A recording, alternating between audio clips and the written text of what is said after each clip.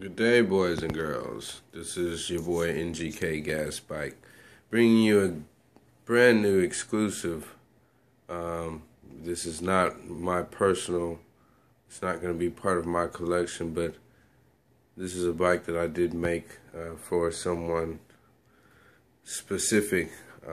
There's a couple things different that I did on this bike that other bikes will not probably be set up this way, but anyway. This is a trike that I did put together. Had a few issues, but I finally got it together. The next one hopefully will be much easier. The front part of the setup is all to the left side because I made it for someone specific, so they requested it to be set up that way. But everything else is set up the same. I'm just going to walk through a couple things here. Okay, like the throttle. The throttle is backwards. As you can see, the kill switch there is, of course, pointing toward the front of the bike. But it works the same way, so it's not that big of a deal. Of course, same setup as all my bikes. I have the bolt through the center of the throttle housing so it doesn't slide and move.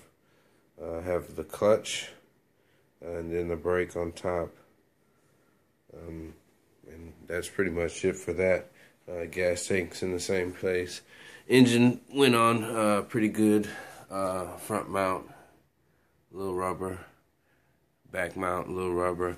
It was tight in here for the muffler because the muffler probably should have been a little bit longer in here, but whatever. And I did use an offset intake for the carburetor, which works pretty good. I had to change out the valve for the gas because the one I started with was leaking like a stuck pig. So I had one in reserve. And as you can see, I'm inside and it's not dripping, which my wife is gonna kill me when she sees this, but I digress. CDI, same place. Everything else is the same way. Now as we get back here in the rear end, that's where things are a little bit different, a little bit tricky. First, foremost, if you're going to get one of those trike kits off the internet, be aware that they are super flimsy. So a good idea is once you get it in place, get all your chains in place and tight first. Well, not tight, but you want to get them lined up and where they're going to be possibly tensioned. Because, you know, on this back chain, you don't want too much loose slack. I don't have that much slack, maybe a 1/16 of a slack, which is pretty good. On this chain, the front chain is pretty tight, probably a little bit less than a 1/16 of slack. And then the engine chain, of course, this wheel goes in and out as well as this one. You know, it kind of waves a little bit for that when you drop the clutch. But like I said, on these trike setups, this bar slides. So when you put your wheels on, get you some spacers. So, because I've already twisted this chain, and this is not the original chain that came with it. This is actually a 415 like here that I decided to use, since this guy was going to be doing a lot of work, not only supporting the rear end of the bike, but holding on and handling all that chain work. So, and it's not the best job, but I had to deal with tools that I didn't have stuff to line up stuff with. You know, I couldn't zero it out. So on this back sprocket, what I did was basically just drilled holes through the smaller sprocket that's on here and line them up as best as possible with this sprocket and just attach that to here. I was going to go with that whole setup with the new little sprocket setup where it just bolts on here and you could just screw it on this way. But I got this idea, which saves about $100, from right here. Right here, this is the side of the back of the trike where this plate locks on with screws to this wheel. And I figured, well, if it works there, you know, why not do it here? And I've ridden it a couple times. It works pretty good. I redid the tensioners, tightened them up a little bit. And that way when that engine kicks over, they should be good to go. Also, like I said earlier, these trike rear ends, they are super flimsy, super flimsy. I put it on and this side kept slipping, which kept twisting this chain.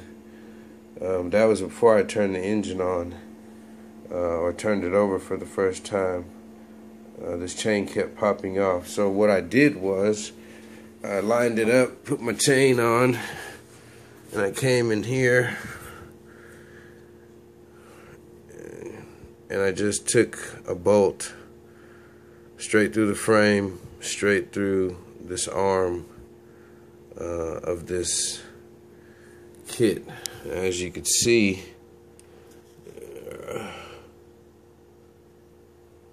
I got okay spacing. It's not hitting anything. Just like over here on the other side, I'll show you.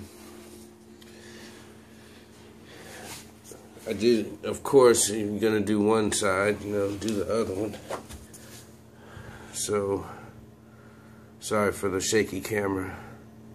So once again through here, on the other side I have it straight through this, but on this side, as you can see, the sprocket is super close to that bolt.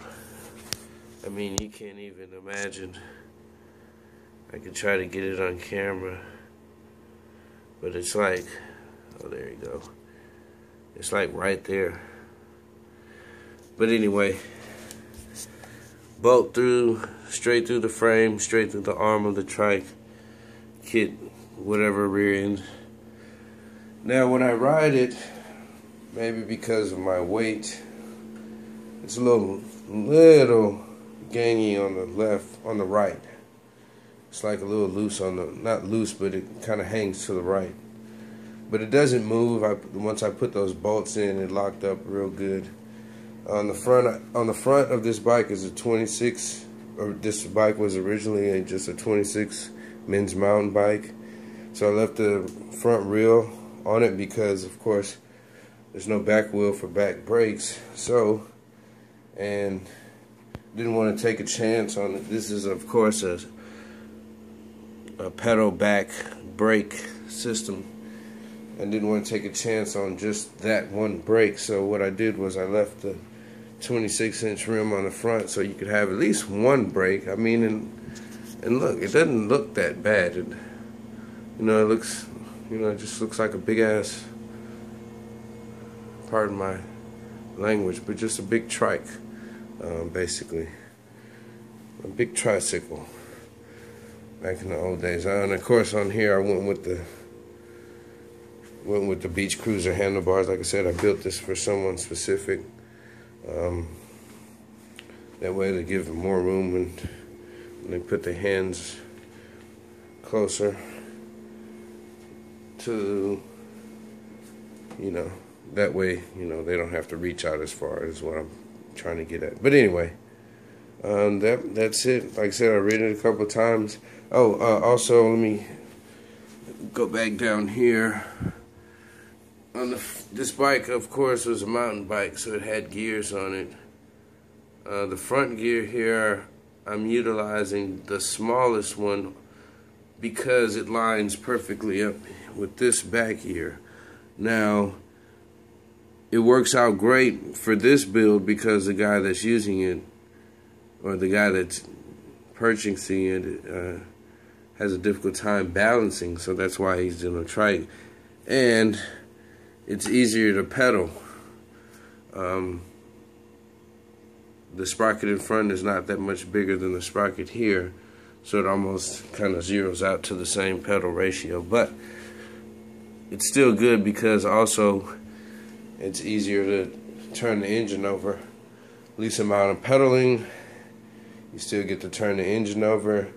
Like I said earlier, I came back and re-tightened up my tensioners because it's a brand new engine. Only had maybe 30 minutes of ride time, so you want to make sure your chains are nice and tight.